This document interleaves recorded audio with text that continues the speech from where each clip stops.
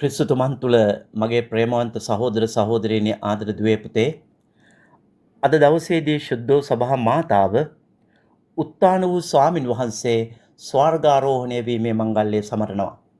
මේ වගේ උතුම් දවසක වරප්‍රසාදය හා දේව ආශිර්වාදයේ දවසක නැවත වතාවක් ජීවමාන ස්වාමින් වහන්සේ අපිට ආරාධනා කරනවා උන්වහන්සේගේ ගැලවීම දායක වචනය තුළ අපේ ජීවිතය වෙනස් කරගන්නට ගොඩනගා ගන්නට ශක්තිමත් කරගන්නට ස්වාමින් වහන්සේ උන්වහන්සේගේ ධර්ම කාර්යය ආරම්භ කරපු පළවෙනි දවසේම ශ්‍රාවකයන්ට කැඳවලා ඔවුන්ට කියනවා ඔබව කැඳෙව්වේ ශ්‍රාවකයෝ වෙන්නට ශිෂ්‍යයෝ වෙන්නට. ඒ කියන්නේ ගුරු ස්වාමියන්ගේ පාමුල ඉඳලා දේව රාජ්‍යය පිළිබඳ දැනුම බෙදා ගන්නට. නමුත් අවසාන රාත්‍රී භෝජනයේදී ස්වාමින් වහන්සේ ඔවුන්ව ආමන්ත්‍රණය කරනවා මිත්‍රයෝ විදිහට. ඒ මොකටද? ස්වාමින් වහන්සේගේ ජීවිතේ පෞද්ගලිකවම බෙදා ගන්නට. උත්තාන වූ ජීවමාන ස්වාමින් වහන්සේ මග්දලාවේ මරියට කතා කරලා කියනවා ගිහිලා මගේ සහෝදරයන්ට කියන්න. උත්තානීය අභිරහසය තුල ස්වාමින් වහන්සේ සහෝදරයෝ කියලා කතා කරලා ඔවුන්ට කියනවා උරුමය බෙදා ගන්නටයි කියලා. මෙන්න මේ උරුමය බෙදාගන්නේ කොහොමද කියන කාරණේ තමයි උත්තාන වූ ස්වාමින් වහන්සේ දින 40ක් පුරාවට තමන් වහන්සේගේ ශ්‍රාවකයන්ට උගන්වන්නේ. ඒ විතරක් නෙමෙයි ශුද්ධාත්මයන්න් වහන්සේගෙන් පිරීලා ඒ උරුමය දේව රාජ්‍යය ලෝකේ පුරා අරන් යන්නේ කොහොමද කියන කාරණය ගැන තමයි උන්වහන්සේ කියා දෙන්නේ. ඒ නිසාම මේ මංගල්‍ය දවස නික්මයා මේ දවසක් නෙමෙයි ධර්මදූත කාර්යයක් පරිසමාප්ත ගත වීමේ දවසක්. මේ දවස නොපෙනී යාමේ දිනයක් නෙමෙයි විශ්වීය ලෙස සැබෑ පැමිණීමක්. මේ දිනය වෙන්වීමක් නෙමෙයි ඊටම අධ්‍යාත්මික හමුවීමක්. උන්වහන්සේට පැවරිච්ච මෙලෝ මෙහෙවර සම්පූර්ණයෙන්ම අවසන් කරලා තමන් වහන්සේ සිටි තැනටම නික්ම යාමේ මොහොතක්. ඒ නික්ම යාම තුල සභාවේ දූත කාර්යය සඳහා ස්වාමින් වහන්සේ ස්වර්ගයේ ඉඳලා දොර අරිනවා. ඒ විතරක් නෙමෙයි සභාව උන්වහන්සේගේ රාජ්‍ය ලෝකේ ප්‍රකාශ කරන්නේ කොහොමද කියලා උන්වහන්සේ ශුද්ධාත්මයන් මාර්ගයෙන් අපිට කියා දෙන්නට උත්සාහ කරනවා.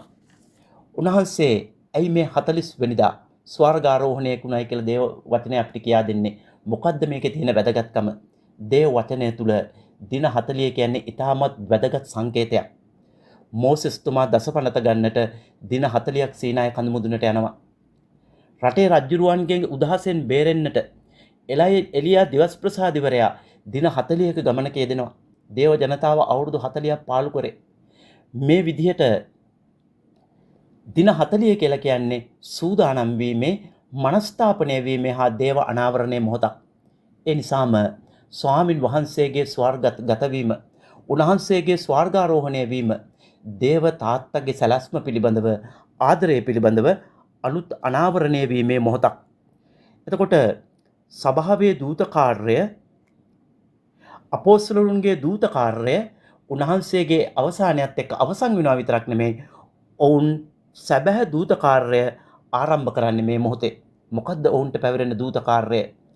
ඔබ ලෝපුරා මගේ සාක්ෂිකාරයෝ වෙන්න. මේ සාක්ෂිකාරයෝ වෙනවයි කියන කාරණය බයිබලයේ තුල අපිට ආය හම්බ වෙන වැදගත් තේමාවක්. ග්‍රීක කතුවරයා මේ සඳහා භාවිතා කරන්නේ මාත්‍රික්ස් කියන වචනය. ඒකට ගැඹුරු අධ්‍යාත්මික දේව ධර්මික අර්ථයක් තියෙනවා. මේ මාත්‍රික්ස් නැත්තම් සාක්ෂිකරුවා වෙන කියන එකේ තේරුම තමයි සත්‍ය උපරිමෙන් දැන ගැනීම. ඒ සත්‍යයේ ජීවත් වීම, සත්‍ය ප්‍රකාශ කරන්න ගන්න උත්සාහයේදී මියැදෙන්නට සූදානම් වීම. මොකද්ද මේ ස්වාමින් වහන්සේ කියන්නේ?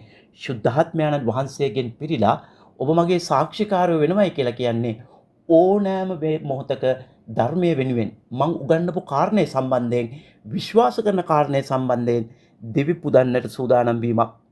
ඒ කාරණය නිකම්ම කරන්නට පුළුවන් කාරණයක් නෙමෙයි. අන්නේ සඳහා ශුද්ධාත්මයන්න් වහන්සේ පැමිණෙන්නේ. අන්න ඒක නිසා ශුද්ධාත්මයන්න් වහන්සේගේ බලය අවශ්‍ය වෙන්නේ.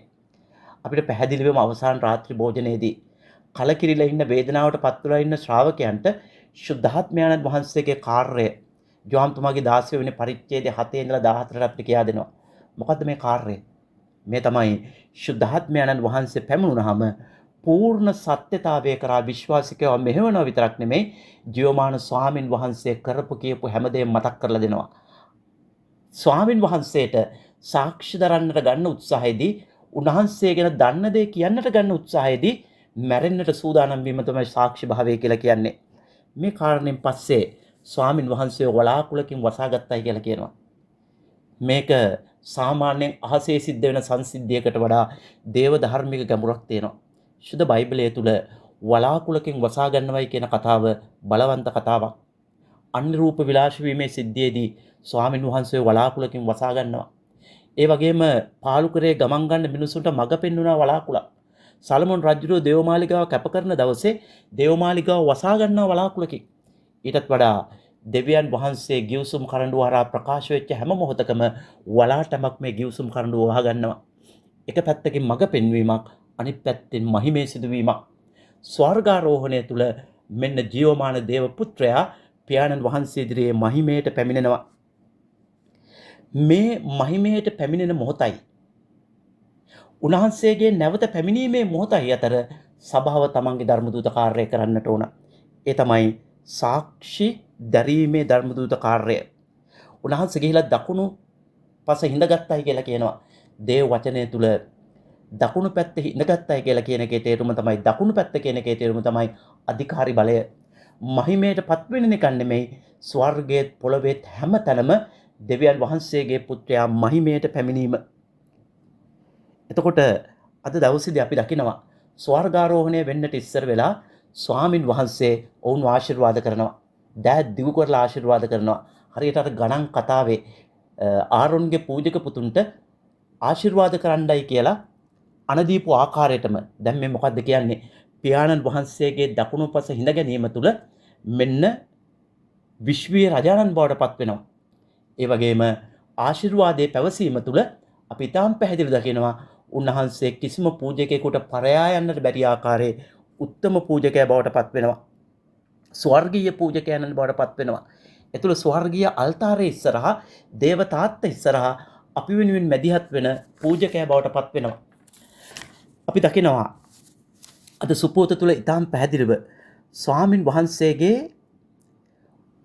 ස්වර්ගාරෝහණය වීම තුළ ස්වාමින් වහන්සේ සාක්ෂි දරන්නට ඒ කියලා මොකද්ද කරන්නයි කියලා කියන්නේ. සාක්ෂි දැරීම තුළ උන්වහන්සේ ඉල්ලන්නේ පව්කමාව හා මනස්ථාපනය වීම පිළිබඳ ජනතාවට කියන්න. දේවතාත්තා ලෝකෙට ආදරේ. ඒ නිසා උන්වහන්සේගේ එකම පුත්‍රයා වුවත් මේ ලෝකයට එව්වා.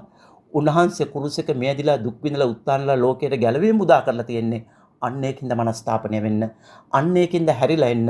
ස්වර්ගයේ පියාණන් වහන්සේ ඉදිරියේ වැඩ ඉඳලා පාපයට සමාව දෙන්නට ස්වාමීන් වහන්සේ කැමතියි කියන කාරණය. මේ තමයි ස්වර්ගාරෝහණ මංගල්‍යයේ සුභාරංචිය. මේ ලෝකෙට බිහි වෙලා සාමාන්‍ය පුද්ගලයෙක් විදිහට කුරුසයක මැරිලා උත්තාන වෙලා ශ්‍රාවකයන් කණ්ඩායමක් සූදානම් කරලා උන්වහන්සේ ස්වර්ගීය පූජකයාණන් වෙනවා, ස්වර්ගීය රජාණන් වෙනවා, උන්වහන්සේ දෙවියන් වහන්සේම වෙනවා. ඒ විතරක් නෙමෙයි, මනස්ථාපනය වීම තුළ පව්කමාව තුළ බිඳී සිඳී ගිය දෙව් මිනිස් සම්බන්ධතාවය ගොඩනගන්නට පුළුවන් කියලා උන්වහන්සේ කියා දෙනවා. ඒ නිසා අද දවසේදී අපි විශේෂයෙන් මේ ශුද්ධ වූ දිනේ අත්දැකීම අපේ අත්දැකීම කරගන්නට උත්සාහ කරමු. අපිට ඉන්නේ ස්වර්ගීය උත්තම පූජකතුමෙක්. අපිට ඉන්නේ ස්වර්ගීය මහා රජාණන් කෙනෙක්. අපේ දෙවියන් වහන්සේ පූජකයා හා ඒ ස්වාමියාණන්. උන්වහන්සේ අපිට ආරාධනා කරන්නේ සමාව දෙන්නට, මනස්ථාපනය වෙන්නට, දේවතාත්තගේ ආදරය අත්දකින්නට. උන්වහන්සේ අපිට නොපෙනී ගියා විතරක් නෙමේ, සක්‍රමේන්තු තුළ උන්වහන්සේ අපිට මුණ ගැහෙනවා. දේව වචනය තුළ උන්වහන්සේ අපිට මුණ ගැහෙනවා. දිව්‍ය පූජාව තුළ උන්වහන්සේ අපිට මුණ ගැහෙනවා. අපි එක එක්කෙනාට දයාවන්ත වෙන තැන උන්වහන්සේ මුණ ගැහෙනවා. මෙන්න මේ මුණ ගැහිම අපගේ ජීවිත ආදර්ශය කරගෙන උන්වහන්සේ යුගාන්තයේ දක්වා අපිත් එක්ක ඉන්නවයි කියන කාරණය ලෝකයට කියන්නට පුළුවන් වෙන්නට ඒක අපි දවසට අපි ආඥා කරමු. ඒ විතරක් නෙමෙයි, ක්‍රිස්තියානි බහුතිස්මය තුළ විශේෂයෙන් අබුර්ධයාලේප සක්‍රමේන්තුව තුළ ස්වාමින් වහන්සේ අපිට ආරාධනා කරනවා සාක්ෂි දරන්නට, දේව වචනේ ජීවත් වෙන්නට, ක්‍රිස්තු වටිනාකම් ජීවත් වෙන්නට. ස්වර්ගයට වැඩම කළ ඒ මහිමාන්විත ස්වාමින් වහන්සේගේ ආශිර්වාදයේ වරප්‍රසාදයේ තුල මේ ජීවිත ක්‍රමය ගත කරන්නට අපිට පුළුවන් වෙන්නට කියලා අද දවසේදී අපි ආඥා කරමු.